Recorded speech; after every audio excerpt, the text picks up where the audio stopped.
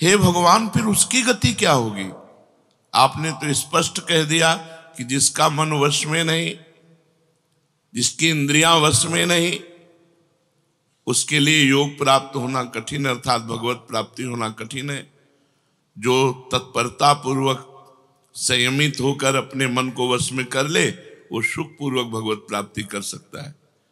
पर उस साधक की क्या गति होगी जिसका मन, बुद्धि, चित्त, अहंकार ये वश में नहीं है, और वो साधना करता है, नाम जप करता है, सत्संग करता है, स्वाध्याय करता है, पर इंद्रिय विजयी नहीं है, मन विजयी नहीं है।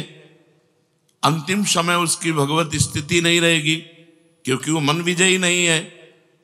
विषयाशक्ति है, असावधानी है, अंतकाल में मन परमात्मा में नहीं लगा, विचलित हो गया, साधन से हट गया, परमात्मा की प्राप्ति नहीं हुई। तो हे कृष्ण, कृष्ण सबको आकर्षित करने वाले, हे भगवान, आप ही जान सकते हो, इस प्रश्न का उत्तर आप ही दे सकते हो कि उसकी क्या गति होगी। तात्पर्य है कि वो नरक तो जाएगा नहीं, क्योंकि नाम जप करता है। थोड़ा भी नाम जप करता है तो नरक नहीं जाएगा, थोड़ी भी भक्ति करता है तो नरक नहीं जाएगा। अजामिल के प्रसंग में यमराज जी ने अपने दूतों को आदेश किया था कि यदि कोई भी नारायण कृष्ण हरि बोलता है, गले में कंठी बांधे, वैष्णव है, भगवान का दास है, भूल करके मत जाना, तो नरक तो जाएगा नहीं, क्योंकि साधन करता है, नाम जप करता है, पाठ करता है, पर जितेंद्रीय नहीं है, मनोनिग्रही नहीं, इसलिए भगवत प्राप्ति तो होगी नहीं, ये भगवान कह रहे हैं। पर नरक तो जाएगा नहीं, क्योंकि नाम जप करता है, और स्वर्ग की इच्छा नहीं, इसलिए स्वर्ग नहीं जाएगा, और मोक्ष इसलिए नहीं हुआ कि वो मन इंद्रियों को बस में नहीं किया। तो उसकी गति क्या होगी? काम गतिम कृष्ण गच्छति, वो किस गति को प्राप्त होगा? कश्चिन्नो भय विभ्रष्टस् छिन्ना भ्रमिव नश्यति, अप्रतिष्ठो महाबाहो विमूढ़ो ब्रह्मणा पथि। हे महाबाहो, हे अजान बाहु, संसार के आश्रय से तो रहित है और परमात्मा के मार्ग में भ्रष्ट हो गया है, परमात्मा को प्राप्त नहीं कर पाया और संसार के मार्ग को छोड़ दिया है, दोनों ओर से भ्रष्ट हुआ। उसकी क्या गति होगी? कहीं वो किसी बादलों की तरह छिन्न भिन्न नष्ट तो नहीं हो जाएगा। दोनों ओर से भ्रष्ट हुआ, अर्थात संसार मिला नहीं, परमार्थ में भगवान मिले नहीं, तो उसका समय जो परमार्थ में गया, जो भजन साधन में गया, वो सब बेकार हो गया, क्योंकि आपकी तो प्राप्ति हुई नहीं। एतन्मे संशयम कृष्ण छेतुर्मर्हस्य शेषतः त्वदन्या संशयस्यास्य छेता नाहुपपद्यते। हे कृष्ण, मेरे इस संदेह को सर्वथा छेदन करने के लिए आप ही समर्थ हैं, क्योंकि किसकी क्या गति होगी इसका निर्णय तो सिर्फ भगवान कर सकते हैं।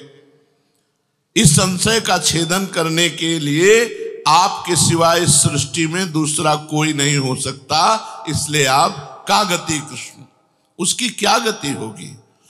भगवान बोल रहे हैं, बहुत सुंदर बोल रहे हैं। पार्थ नैवेह नामुत्र विनाशस्तस्य विद्यते, नहि कल्याण कृत कश्चित् दुर्गतिम तात गच्छति। पहली बात है कि उसकी दुर्गति नहीं होगी, ये तो बस पक्की मान लो। वो नरक नहीं जाएगा, वो स्वर्ग नहीं जाएगा, मोक्ष नहीं होगा, लेकिन उनकी दुर्गति भी नहीं होगी। ऐसा नहीं है कि वो दुर्गति को प्राप्त हो जाए। जिसको अंतकाल में भगवान का स्मरण नहीं होता, उसका कहीं पतन तो नहीं हो जाता? अर्जुन का पूछना था।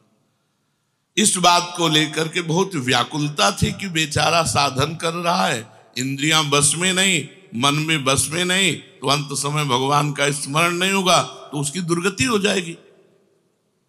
तो भगवान कह रहे पार्थ नैवेह नामुत्र विनाशस्तस्य विद्यते। हे पृथानंदन, सच्चे हृदय से जुड़ा था, भगवान जुड़ना देखते। रहत न प्रभु चित चूक किए की, करत सुरत सै बार ही की। भगवान उसकी क्रियाओं को नहीं देखते, उसके चित्त को देखा, हृदय की बात देखी। वो भगवान से जुड़ना चाहता है, वो भगवान को प्यार करना चाहता है, वो भगवान से मिलना चाहता है, पर इंद्रियां वश में ना होने के कारण, मन वश में ना होने के कारण बार बार वो विषयों में फिसल जाता है, बार बार भोगों में पतित हो जाता है। तो भगवान उसका पतित होना नहीं देखते, भगवान उसका चित्त से जुड़ना देखते हैं। रहत न प्रभु चित्त चूक किए की, करत सुरत सवार हिए की। हृदय की बात देखते, सच्चे हृदय से भगवान में जुड़ना चाहता था। अब उसका पतन नहीं हो सकता, मरने के बाद भी पतन नहीं हो सकता। जितनी उसकी स्थिति भजन में बन गई है, उसके नीचे वो गिर ही नहीं सकता। बहुत बढ़िया बात है। हमारा अगर 100 नाम जप हो गया है तो 101 से चलेगा अगले जन्म में, 99 से नहीं चलेगा। जिसकी जितनी भजन में स्थिति हो गई है, उससे वो नीचे वो नहीं गिर सकता। देखो, पहली बात तो दुर्गति हो नहीं सकती, नरक जाना नहीं है, स्वर्ग जाना नहीं है, दुर्गति होनी नहीं है। आगे भगवान बताएंगे उसकी गति क्या होगी। उसकी साधना जितनी है वो कभी नष्ट नहीं हो सकती। चाहे जितना बड़ा पाप बन जाए, उस पाप का उसे दंड भोगना पड़ेगा, लेकिन उसकी साधना नष्ट नहीं होगी।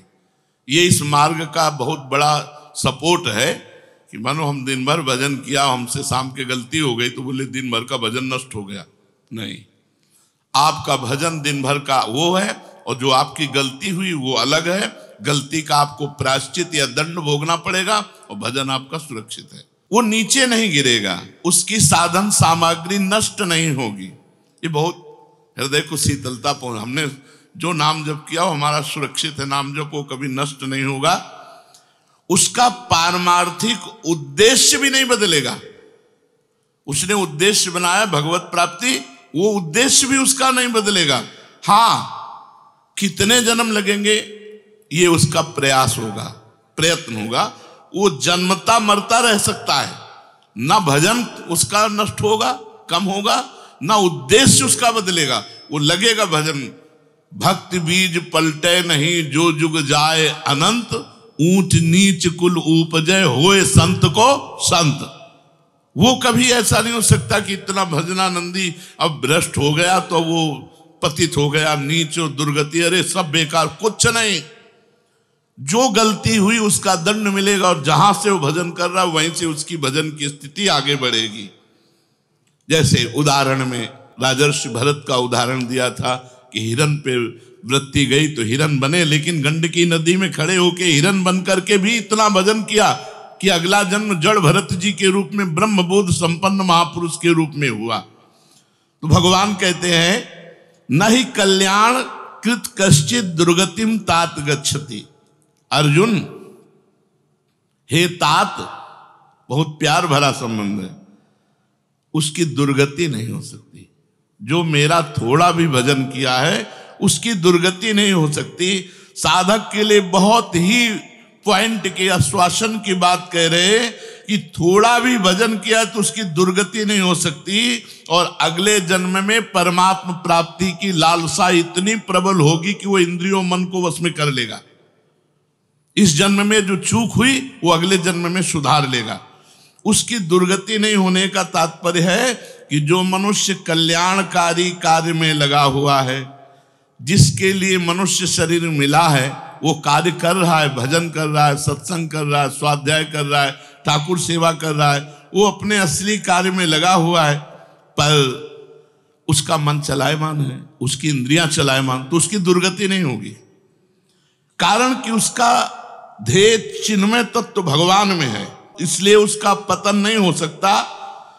मैं उसकी रक्षा करता हूं, तो उसकी दुर्गति कैसे हो सकती है? क्योंकि उसने थोड़ा भी सही मेरा भजन किया है। मेरी दृष्टि सर्वभूत हिते रता है, सब पर मोरी बराबर दाया, सब मम प्रिय सब मम उपजाए। मैं सबको प्यार करता हूं। फिर जो मनुष्य मेरी तरफ चल पड़ा, अपना किसी तरह से कल्याण परम हित मानकर मेरी तरफ चल पड़ा, तो मैं उसे सबसे ज्यादा प्यार करता हूं। फिर मैं जिसे प्यार करता हूं उसकी दुर्गति कैसे हो सकती है? प्यार तो सबको करता हूं, लेकिन जो अपना मान करके मेरी तरफ चल पड़ा, मेरा भजन करने लगा, उसकी दुर्गति कैसे हो सकती है? मेरा वो समझे न समझे, उससे वास्तविक संबंध तो है ही। ममई वांसो जीव लोके जीव भूता सनातना। वो भले भगवान से संबंध ठीक नहीं लगा पा रहा, लेकिन भगवान तो जान रहे मेरा संबंधी है, मेरा अंश है। ये संसार के साथ उसका वास्तविक संबंध नहीं है। उसने मेरे साथ इस वास्तविक संबंध को, असली लक्ष्य को उसने स्वीकार किया कि अब इस जन्म में भगवान को प्राप्त करना चाहता हूं, तो चाहे जितना बड़ा गलती पड़ गई हो, अपराध पड़ गया हो, उससे दुर्गति उसकी नहीं हो सकती। भगवान कह रहे उसका किया हुआ साधन नष्ट नहीं हो सकता। हाँ, वो देखने में मोहित सा लगेगा कि भ्रष्ट हो गया, अब तो कोई भजन साधन नहीं, अब तो भ्रष्ट सा हो गया है, साधन छूटा दिखाई देगा। परंतु ऐसी परिस्थिति में भी मैं उसका साथ नहीं छोड़ता। उसने मेरा भजन छोड़ दिया, मेरा साधन छोड़ दिया, लेकिन मैं उसका, जैसे एक सत्संग में दृष्टांत में देते थे कि जगन्नाथ जी की सेवा में श्रीअंग पार्षद रहते थे, तो उनमें से एक पार्षद वैश्या संसर्ग करने लगे कुसंग के कारण। तो जब सब पार्षदों को पता चला तो उन्होंने बुलाया और कहा, देखो तुम परम पावन श्री जगन्नाथ जी के अंग सेवी हो, या जगन्नाथ जी की सेवा छोड़ो वैश्या का संग करो, या वैश्या संग छोड़ो जगन्नाथ जी का अंग संग करो। तो भगवान की माया से मोहित हुए, साधन से गिरे हुए होने के कारण उन्होंने जगन्नाथ जी का अंग संग छोड़ दिया और वैश्या का अंग संग स्वीकार किया।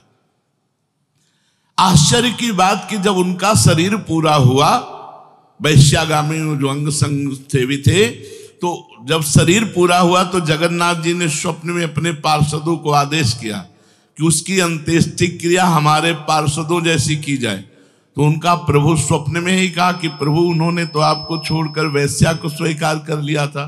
तो बोले उन्होंने छोड़ दिया था, ये उनकी हिम्मत है, हमारी हिम्मत नहीं, हमारा स्वभाव नहीं है, हमारी सामर्थ्य नहीं है। हम एक बार जिसको पकड़ लिया उसको कभी छोड़ते नहीं। तो भगवान यहाँ कह रहे हैं कि कभी कभी वो मोहित हो जाता है, वो साधन छोड़ता, लेकिन मैं उसे नहीं छोड़ता।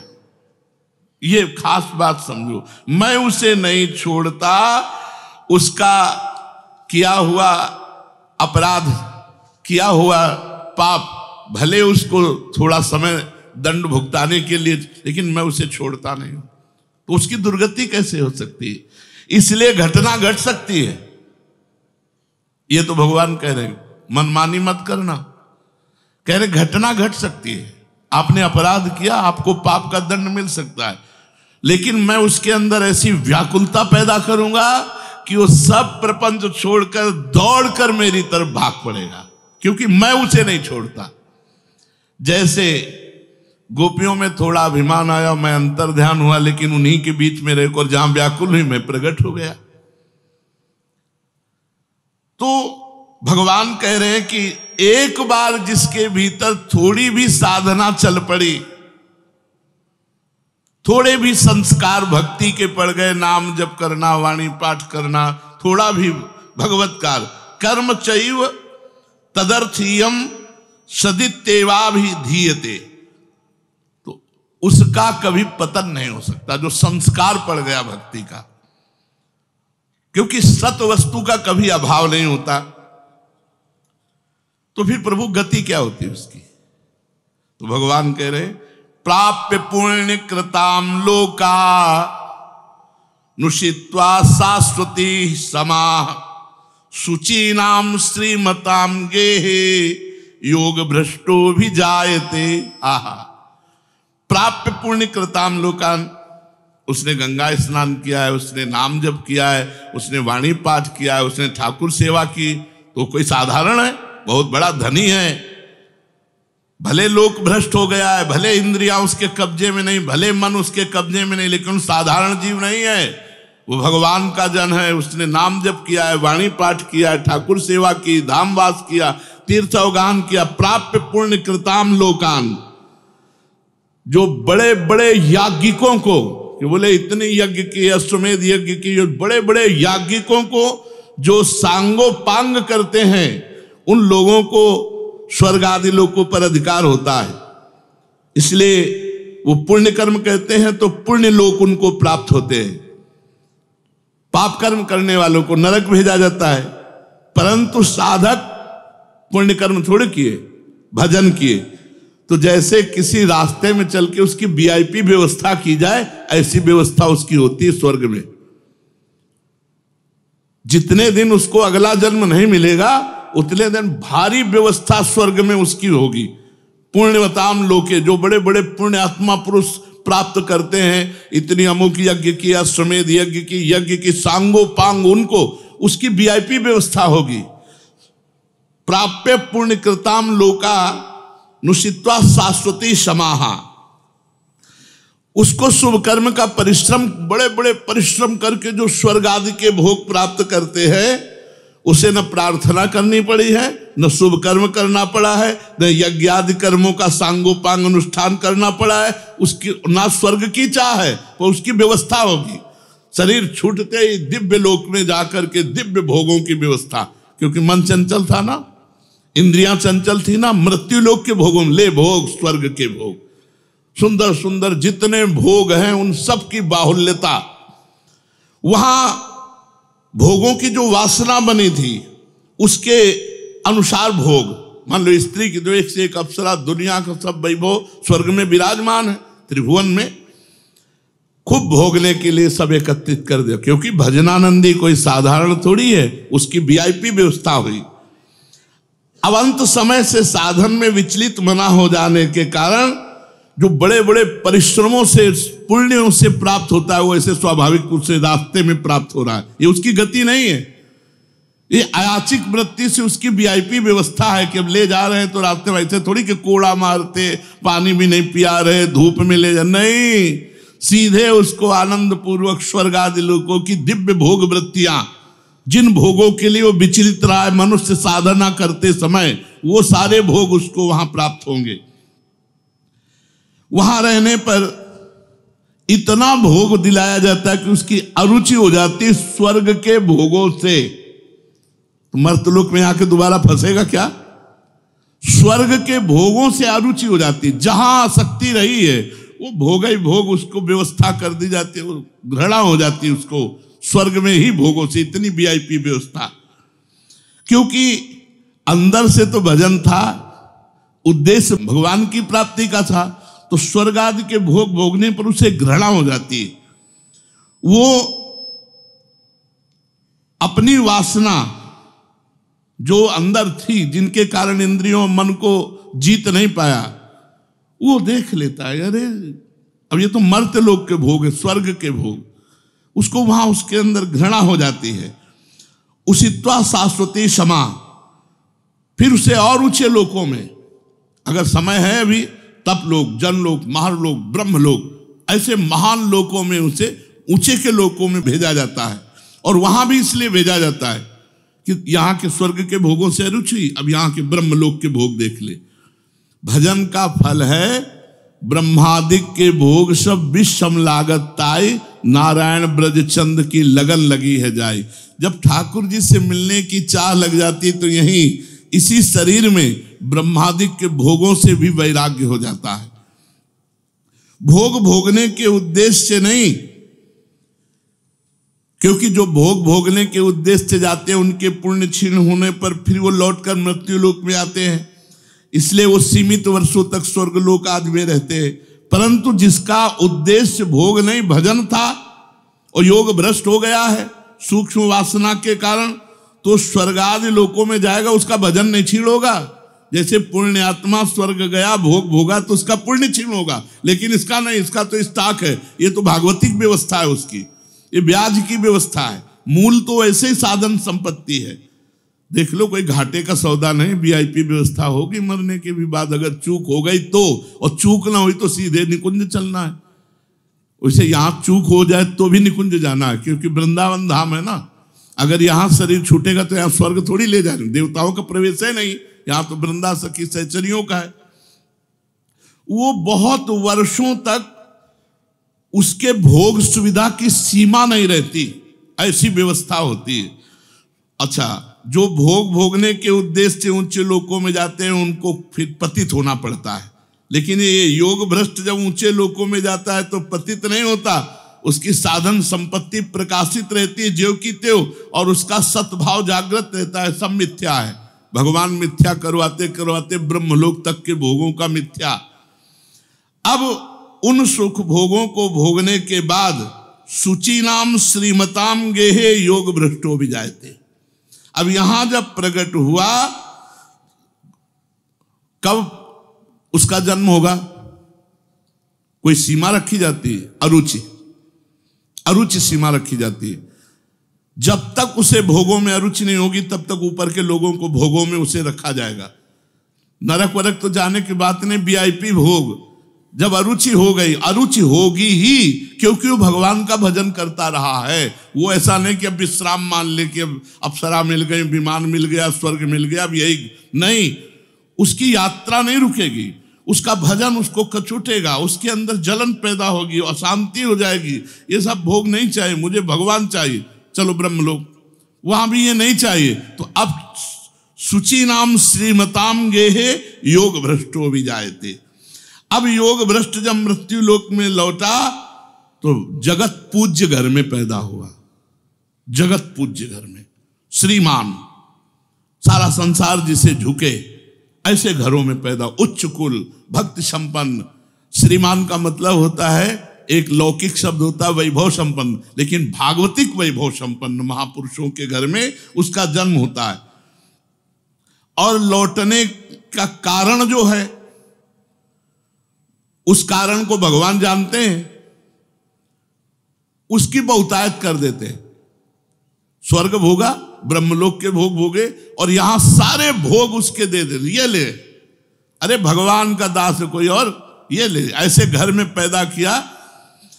अब उसकी जो साधन संपत्ति उसको खोल देते हैं, अभी तक बंद रखा, हानि नहीं हो सकती। अब जो ही जन्म हुआ, जैसे अपने लोग अब जो ही स्कूल जाते, स्कूल से पढ़ के आते, लगता है माँ नहीं टिकेगी, पिता नहीं टिकेंगे, सब मरेंगे, तो मेरा साथी कौन है, मेरे जीवन का लक्ष्य क्या है, क्या यही उद्देश्य है? बस बैठ जाते एकांत में। और संत जन आते थे, वो श्री राम जय जय राम, श्री राम जय, कीर्तन कराते थे तो वही याद था, श्री राम जय राम, श्री राम जय राम। बस नाम जप करना निश्चय हो गया। 13 वर्ष के उस भागो। ये देखो, उत्तम कुल ब्राह्मण के घर में, और पूरे साधु महात्माओं का सानिध्य, और पिता पूरे स्वयं महात्मा, नंगे पैर हल जोतते, बड़ी कठिन परिश्रम के द्वारा वो उदर पोषण करते। और संत महात्मा 8-8, 10-10 संत महात्मा दरवाजे पर। बच्चापन से ही क्या बन, अब मुझे संसार से भाग, किसी ने हमें सिखाया नहीं, भागो संसार से और भगवान की प्राप्ति करो। तो मनुष्य जन्म में जो ही जन्म लिया से साधन संपत्ति खोल दी गई। अब वो साधन में एकदम चिपक गया, क्योंकि पीछे जहां चूक हुई थी वो ऊपर से नीचे तक सब समुदाय भोगों का देख लिया।